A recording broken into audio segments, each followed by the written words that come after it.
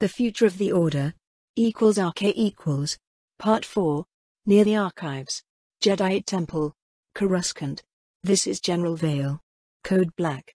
I repeat, Code Black. Evacuate all critical personnel within 500 kilometers from the Jedi Temple. I repeat, Code Black. This is not a drill. Move it, people. I ordered in my comm after sending my clearance codes.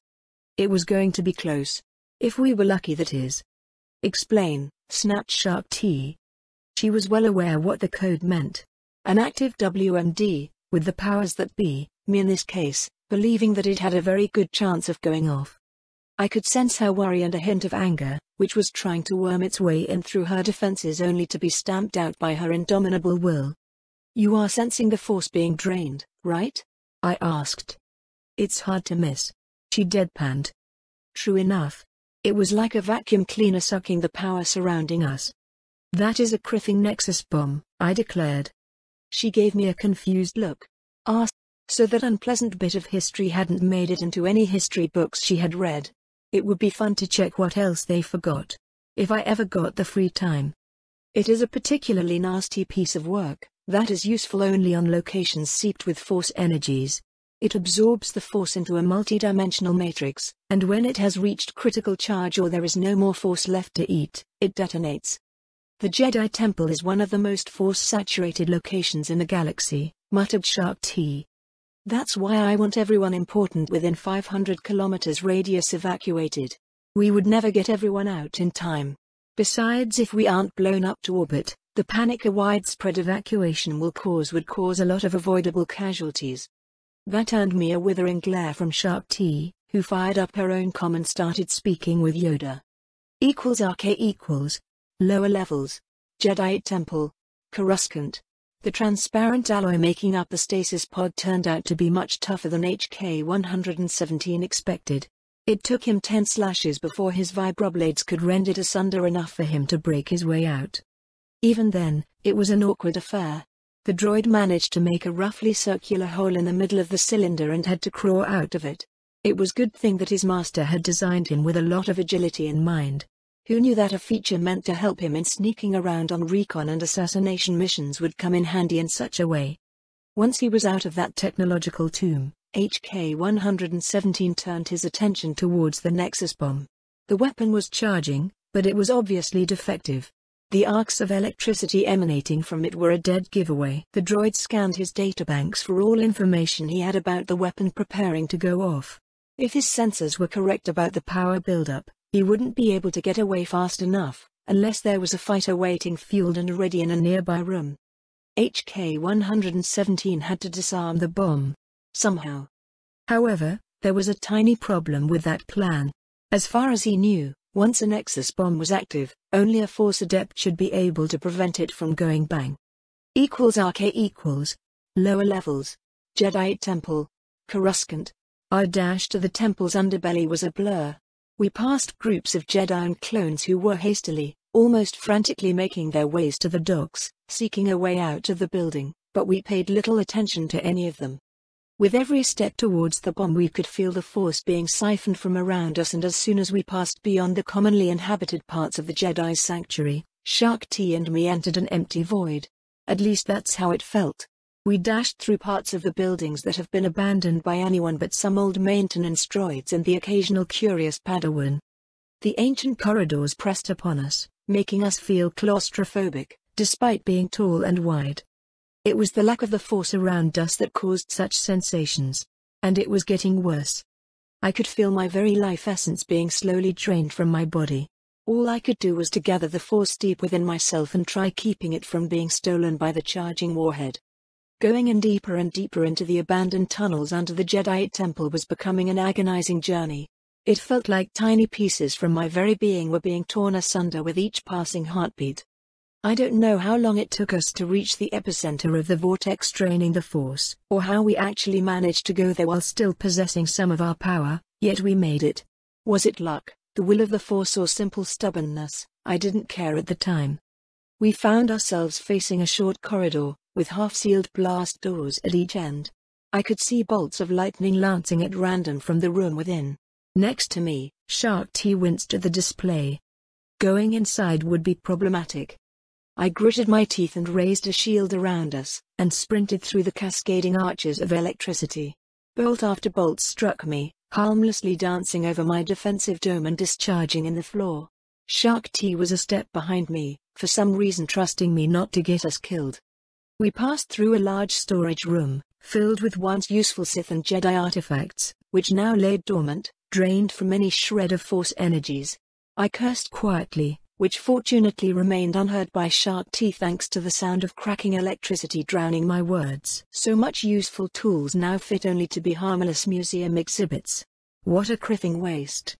I shook my head and pressed on, reaching the far end of the room, where the door leading to the Nexus bomb waited for us open wide.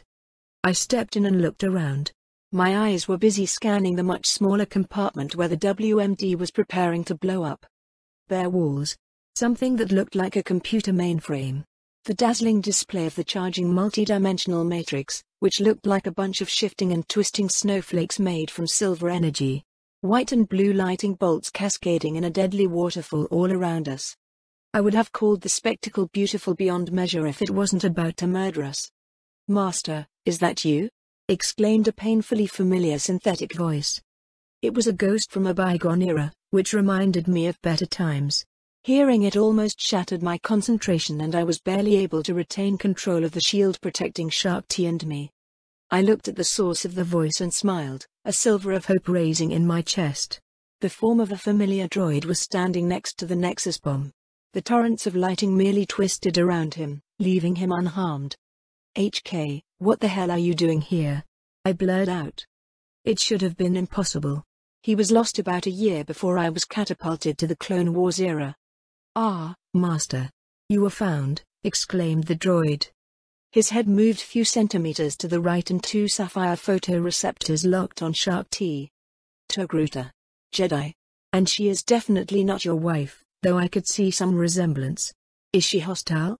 asked HK-117 while he took a defensive stance. A pair of vibroblades pointed at Shark T in what was supposed to be not too threatening manner. If the way her emotions shifted was anything to go by, she decided that HK's actions were fairly concerning. "She's friendly. I'll deal with the criffing bomb and we can catch up later. Make sure that I'm not disturbed," I ordered and moved closer to the dimensional matrix. "As you command, Master." "I'm glad you are back," exclaimed HK-117 and moved to cover my back, while looking at Shark T with what I supposed was curiosity. "Master, I have to ask a question in order to execute your orders more efficiently." "What is it?" I asked distractedly, while I was trying to remember how exactly I was supposed to stop the bomb from evaporating us. "What are your intentions towards the Jedi? Are you going to marry and impregnate her too? Should I consider her my new mistress and ensure that she is protected?" HK asked with what passed for an innocent tone, but was anything but. I could almost sense him laughing his metal ass off, the bastard. "Behind me," Shark T spluttered. I suddenly felt like running far away and it wasn't because of the bomb in front of me. "HK, shut up," I growled. "I'll deal with you later. Bloody joker." I could feel Shark T's eyes boring holes in my back. Great. Just great. If I didn't get blown up, I would get killed by pissed-off Jedi Master. "HK, right now I hate you so much," I muttered. "I aim to please, Master," exclaimed the droid. "However, I think you should concentrating on the ticking bomb for now, Master." The Tinkan was enjoying this. Nevertheless, he was right. The live WMD first, dealing with my rampant droid second. I closed my eyes and drew on what force powers I had left. My mind concentrated on the sensation of the energy being ripped from my body and I followed the channel through which my very life was sucked away. Soon enough, I found myself in the epicenter of an energy storm. My senses were touching the dimensional vortex, a part of them even piecing it.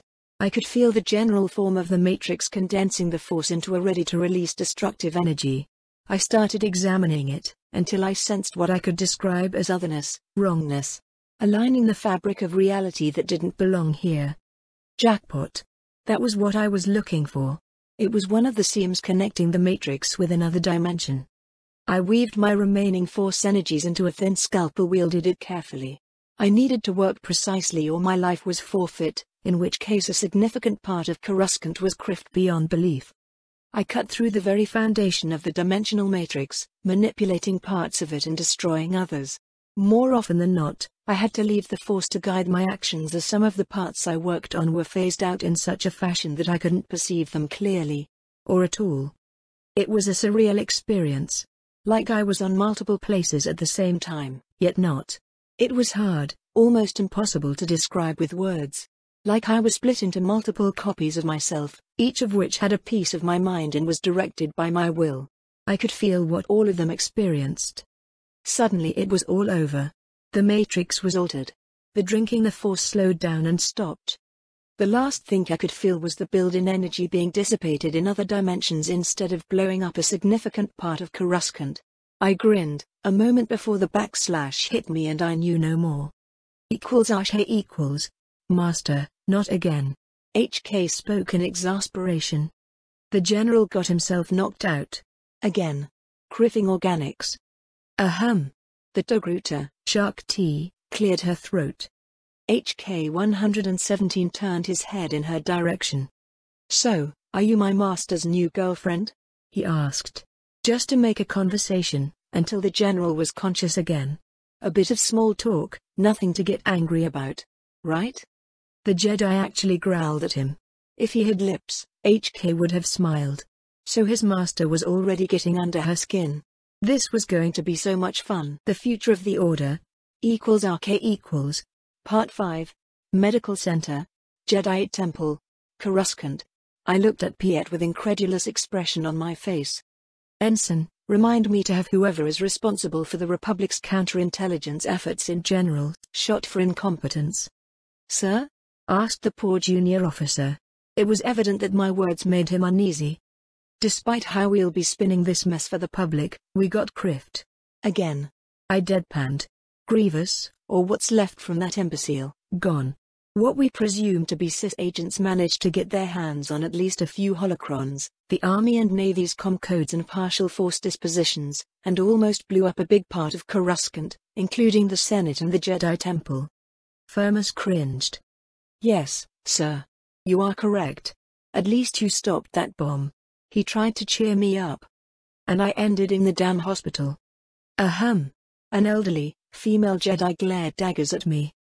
Master Roland Rajoland was the temple's chief medic and for some reason scared the crap out of me.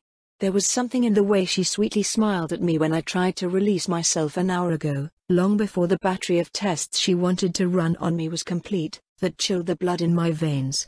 Yeah. She didn't want loud voices or curses in her domain. Did I mention that I'm scared from doctors? It had something to do with my experience with them as a Sith and in what happened to me in my previous transdimensional adventure. Even the HK-117 had decided to wait outside. I still hadn't made my mind whether he was apprehensive of her or simply enjoyed my suffering. She, who must not be named or irritated for that matter, glanced at me as if she knew I was thinking about her. I gave her a nervous smile and returned my attention to Piet, wondering if my skittishness was because the head Jedi doctor was a good friend of Shark T, who was really pissed off at me at the moment. All thanks to HK's oversized mouth. Did I miss something else important? I asked. Commander Tano apprehended a shapeshifter masking as a Jedi Master. The infiltrator gave us some information in exchange for more lenient treatment. Apparently the holocrons were stolen because they are the only way to read a crystal containing the names of all Force-sensitive children across the galaxy of whom the Jedi Order is aware. I stared at Piet for at least a minute, before my faculties returned and I was able to restart my brain. I snapped my hanging jaw shut and grinned. This was an excellent opportunity. I needed to get my hands on that info and send it to my Black Ops detachment. What are the Jedi doing in order to retrieve the information? They sent Generals Kenobi, Skywalker and Shark T to retrieve the crystal and the Jedi Master in whose possession it was. Well, given the gravity of the situation, we should help our Jedi friends. After all, we can't leave them hanging in their hour of need, I said sincerely. Naturally, by helping them I meant rescuing as many of those kids as possible from Jedi indoctrination, but no one here needed to know that. I tried to get up again and winced. The Nexus bomb's dimension rift had made a number on me. I was barely able to stand up and my connection with the Force was shaky. It would be some time before I was up for my usual tricks. General Vale, snapped the voice of Master Roland Rajolind. This was going to be a long day. RK equals Council Chambers, Jedi Temple, Coruscant. When I was finally released from the hospital, I made my way to meet Masters Yoda and Sakura, who wanted to know how the hell their nice temple almost got blown up. That was going to be entertaining conversation. I was escorted to the council chambers by my bodyguards, who weren't particularly thrilled at me.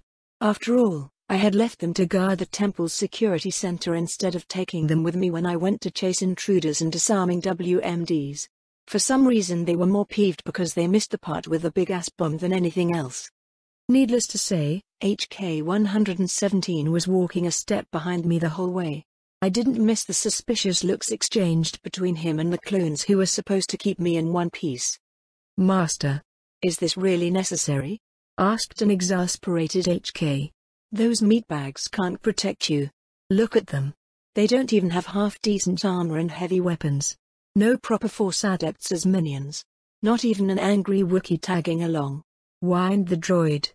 More than a few of the clone troopers growled at HK, who somehow managed to look smug. "Chill, HK. I know that the GAR's standard equipment is trash. I hope that we'll have a much better kit before our next major deployment."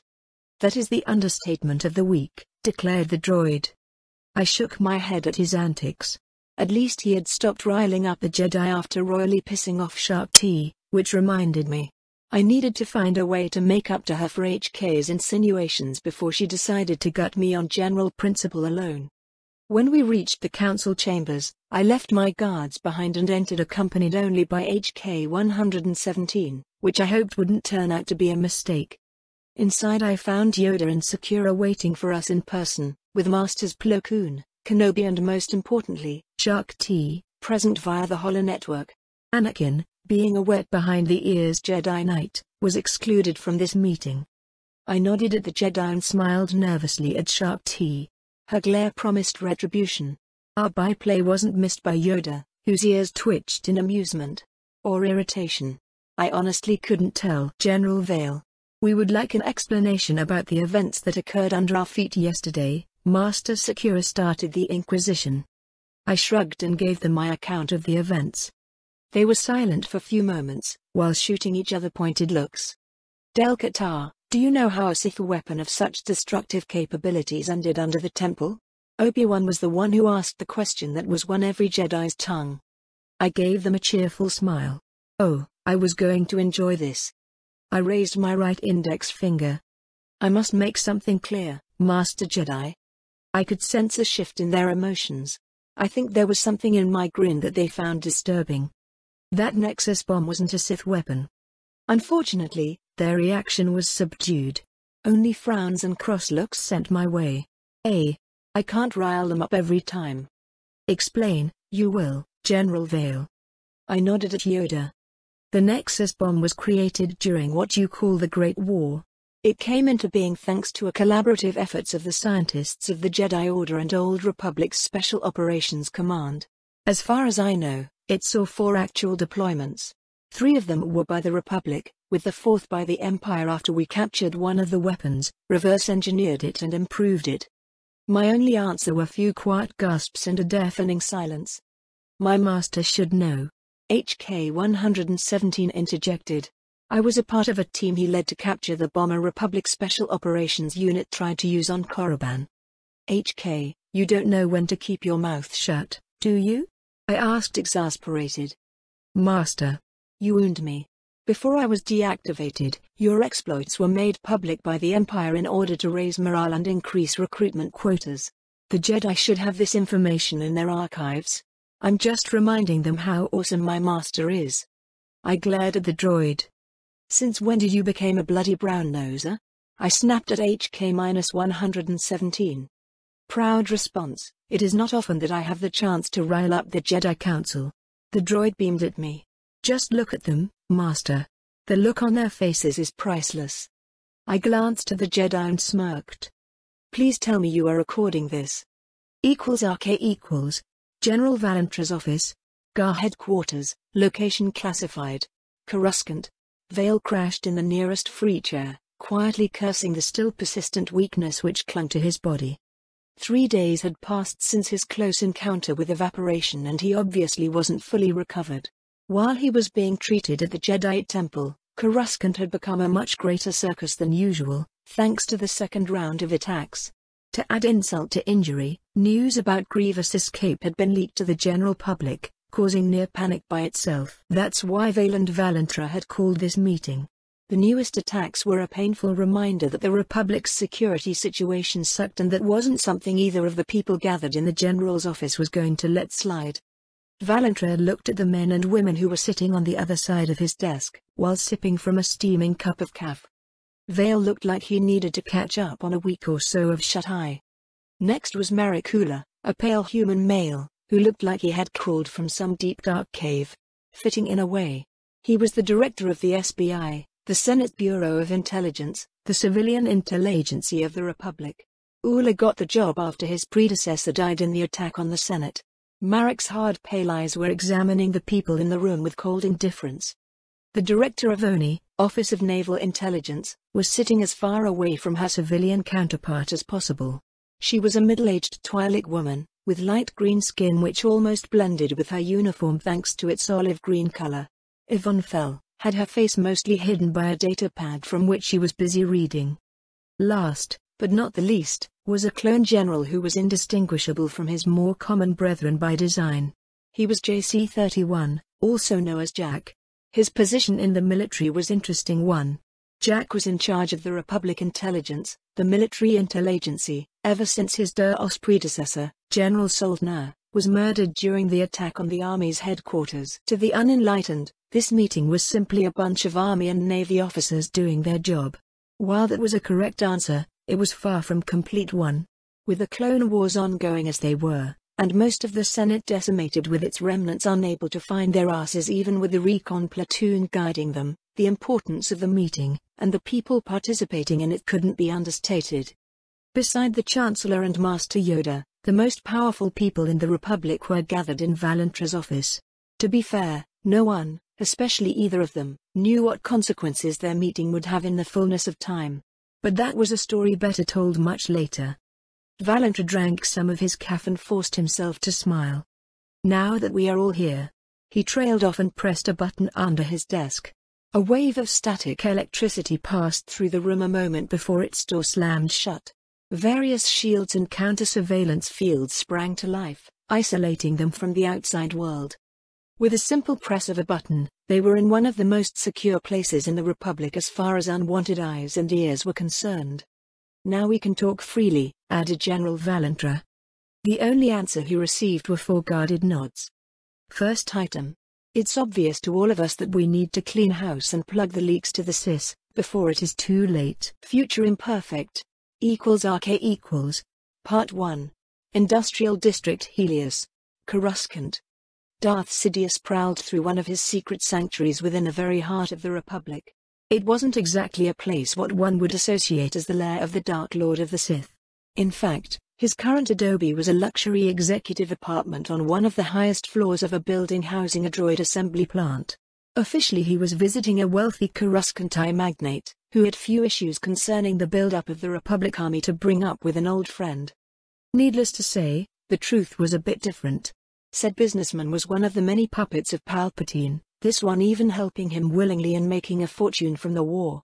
Of course, the man, one George Shirl, was unaware of the Chancellor's true identity and real plans for the future, though he might have approved. It didn't matter. Shirl had been under the Force-induced influence of Sidious for a long time, making him little more than a puppet if the Sith Lord so wished. As it was, the magnate was providing Sidious with a foolproof alibi, while the Sith Lord was busy investigating how exactly his plans went awry. Again. Palpatine had a datapad in hand and was reading reports from 2 different sources about the attack on the Jedi Temple, which was executed the previous day. On the face of it, the raid went flawlessly. Almost too good to be true, and it was. He was looking at 2 documents in particular. One was the GAR preliminary report about the attack on the Jedi Temple, and the other was the summary from the SIS agents who made it out after the attack. There were subtle, but critical differences. On the face of it, the reports agreed. The SIS agents had infiltrated the building without too much trouble and by all accounts had achieved their primary objectives, despite suffering heavy casualties. The high points were the death of some Jedi, whose names were included in the GAR report, something that brought the Sith Lord a lot of pleasure. Further, thanks to the successful break into the Jedi Temple's comm tower, his hands were untied. Now Sidious could provide ever better intelligence to the Sith in order to steer them against targets he needed eliminated, or straight into traps if he deemed it necessary. Even better, that mercenary Bane managed to get his hands on more than one Jedi holocron. With that fool Bolaropal captured and the crystal secured, it was only a matter of persuading the Jedi Master or one of his brethren to unlock the data. That would give Sidious access to the most powerful Force-sensitive children the Order knew about. By retrieving or disposing of them, he would strike another blow to the Jedi, one aimed at their very future. Not that the fools had any. That was the good news. As great as it were, it failed to make up for what had happened next. Yesterday, Sidious had almost died along with most of the Jedi on Coruscant. That was a stunning revelation. The Force didn't warn him about any danger. The only thing he felt was the light side in the temple weakening, which he thought was due to the raid being more successful than his wildest dreams. Instead, he had come close to being blown up by something called a Nexus bomb. Sidious didn't recall ever hearing about it, but he would make sure by checking up his Sith archives. It was supposedly some kind of area denial weapon from the Great War, which used the Force as an energy source to charge a massive explosion. Or so the GAR believed. What made that part of the report even more interesting, was that Vale had confirmed it. Ah, the rogue. That strange man was becoming more and more interesting. Sidious would need to move soon and contact him with a proposition to join his side. Or kill him for being so troublesome. Either way, that self-styled Sith was becoming too dangerous to be left on his own devices. But he could wait a bit. What Sidious wanted to know right now, is how one of his Sith pawns knew about that bomb under the Jedi Temple. Whoever that person was who almost got him killed, wasn't working alone. First he was wounded during the attack on the Senate and now he almost died again. This was no coincidence. Someone within the Sith was attempting to get rid of him. The questions remained, who was to blame and whether he or they knew his true identity. Provided that Dooku wasn't to blame. Sidious grimaced. He had to clean up house before he could continue building the foundations for his galactic empire.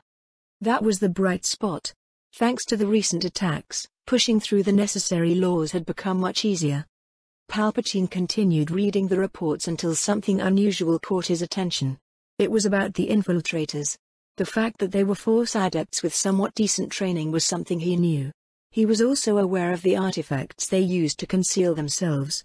By the Force, he was wearing one similar to what they used, which helped hide the fact that he was a Force adept. However, in his case, it was a contingency in case that for some reason he was unable to maintain the technique hiding his true face. No, all those things were almost trivial. What surprised him was that those men and women had some substantial cybernetic augmentations. That, combined with the artifacts, should have cut them from the Force, making them unable to use it. He frowned. Someone within the Sith had either made a breakthrough or had found a previously forgotten cache of knowledge to achieve that. And he learned about it in a GAR report of all things. Sidious snarled and drew a secure comm device from the folds of his midnight black robes. Someone was going to pay for this. =RK=, Munificent Command Ship Invisible Blade. Hyperspace. Count Dooku glared at one of his most trusted agents from his command chair. The Chiss woman had her eyes lowered in shame. She was kneeling on the metal floor of the bridge, while the droids manning the consoles around her and her master paid them no attention. "This is unacceptable," declared the Sith Lord. "I expected much more from the leader of my dark acolytes." Dooku's voice rumbled through the bridge. "Severance, we didn't go to such lengths to fake your death, only for you to prove next to useless in this new role. You will explain this failure now," he snapped at the kneeling woman. "My lord, my investigation started after the first attacks on Coruscant. On the face of it, everything was simple. Or should have been so. In both cases, we got better information on the Republic military and security forces in the capital system than the GAR itself. In hindsight, it was too good to be true. As you know, Master, it was. But not in a way that either of us would have expected," muttered Dooku. Indeed, if the Sith forces attacking Coruscant had simply walked into a trap, he wouldn't have been so concerned. minus the fact that in such a case he still would have been a prisoner to the Jedi. The plans for both attacks were altered while the forces were en route and sent to the commanders designated to execute the operations. The basics remained the same. Take the first series of attacks, the ones in which you were freed, Master. Extrapolate. The command staff in CIS headquarters crafted the basic plan. An operation to capture the Chancellor and as many senators as possible. A spoiling attacks against few critical GAR bases, slowing down the enemy response. Finally, a direct action against the Jedi Temple in a secondary attempt to free you if Palpatine couldn't be persuaded to order your and Grievous release. It worked. More or less.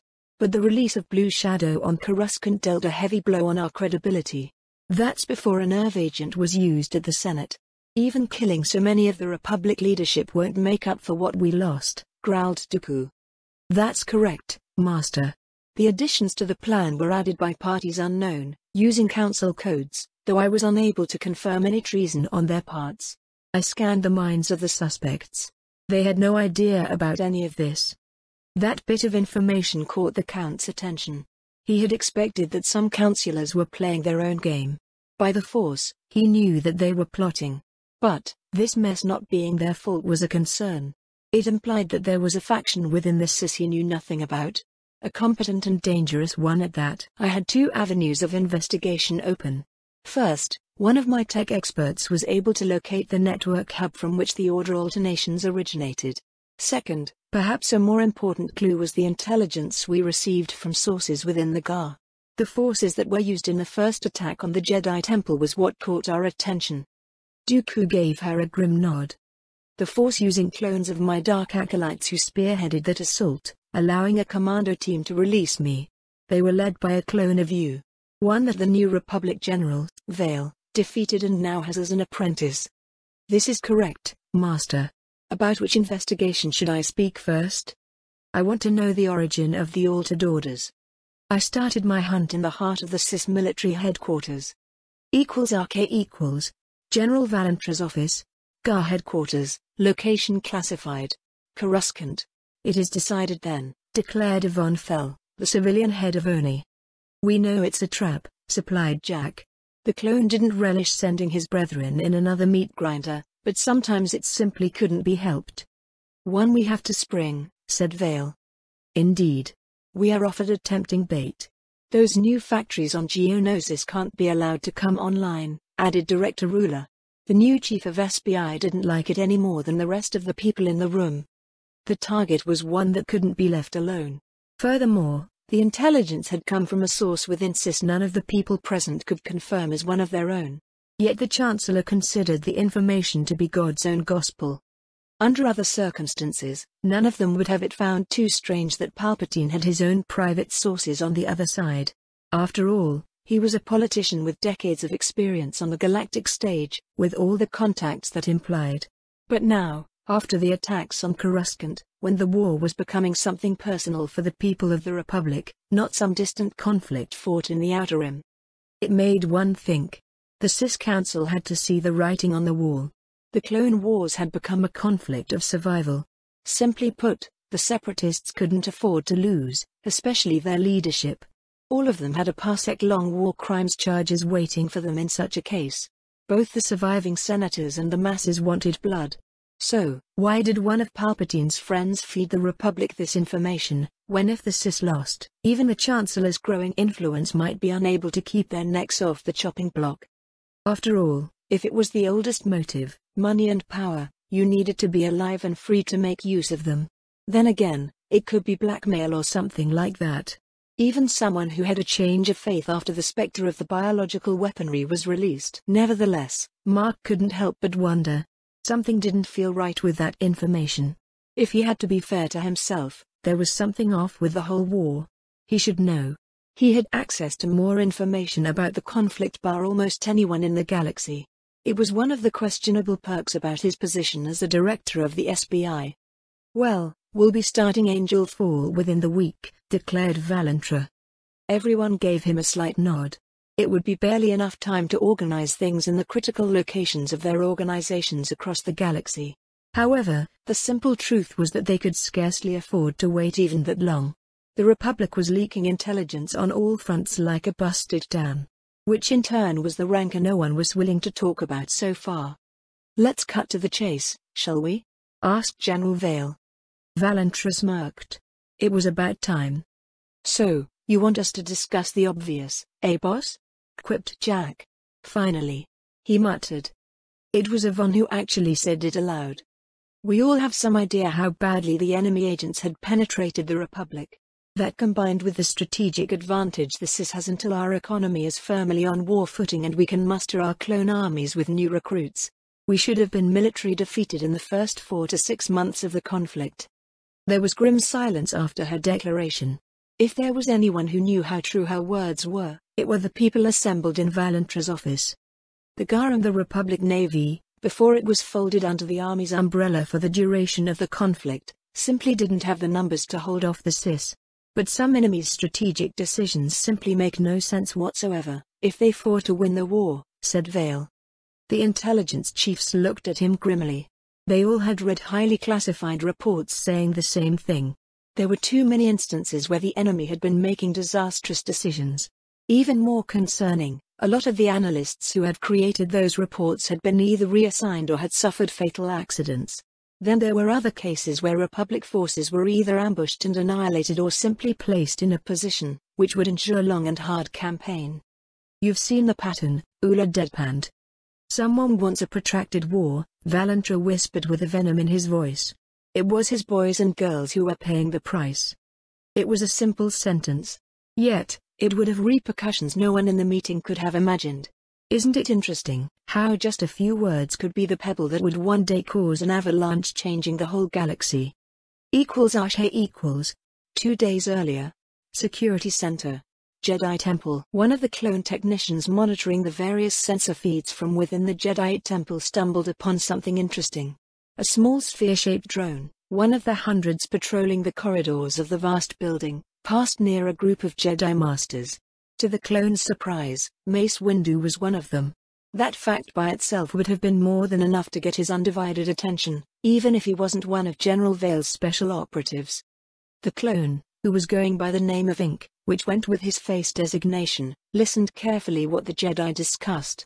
They would meditate, hoping that the Force would lead them to the most threatened Jedi children. That made sense to the agent. He was made aware by his contacts what had been the point of the holocron theft that occurred days prior. The CIS, or at least Dooku's agents, now had access to the means to read the information on the names and locations of the all-Force-sensitive children across the galaxy that the Jedi knew about. Which was significant because the Order had lost contact with the Master who had that information on an encrypted crystal on his person. Ink knew hot information when he stumbled upon it, so he had redirected various sensors and security droids to rotate around and focus on the Jedi Masters in question. To his pleasant surprise, none of them thought that there was something wrong. So he was able to listen to them and find out the location of the kids that the CIS was likely to target from the Jedi's own lips. The agent wasted no time, and at the first opportunity that presented itself, he transmitted the data to his superiors. The information was in the hands of the General's Special Forces before the Jedi had made arrangements to go after the kids themselves. RK equals. Black Fleet Carrier Dragon Claw. High orbit over Yavin 4. A second-hand cruiser, which once belonged to the Republic Navy, was hanging over a green moon, which in turn orbited a gas giant. That was the current flagship belonging to a clandestine military group answering to a certain Republic general. On a deck outfitted as an intelligence gathering and processing section, a holocom message was received from a source on Coruscant. It was promptly scanned for any unwelcome surprises before being decrypted and read by an operative with sufficiently high clearance. Moments later, the intel deck of the cruiser became a beehive of controlled chaos. "Colonel, you need to see this." A man wearing grey uniform showing no sign of any insignia, looked up from a datapad from which he was reading. He was the clone in charge of the steadily increasing, in both capacity and reach, black operations outfit created by his commanding officer. "What is it, operations?" he answered in a mellow voice, which was a bit unusual for one of the copies of Jango Fett. "We have a confirmed case, Shallow Dream. We just got 4 locations. Gli-Anselm, Rhodia, Naboo, and Undran. The Jedi believe that the subject on Gli-Anselm has been lost already." "Naboo and Rhodia. We don't have assets that can reach Undran before the Jedi. We have 2 units as a part of the blockade over Naboo. One of our Q ships should be able to reach Rhodia before the Jedi. Good. Dispatch the teams. I want the colony below us to be up and running ASAP. It will be needed if we are able to get any of the kids. Is this all? There is nothing else that can't wait for the briefing in 3 hours, Colonel. Carry on then.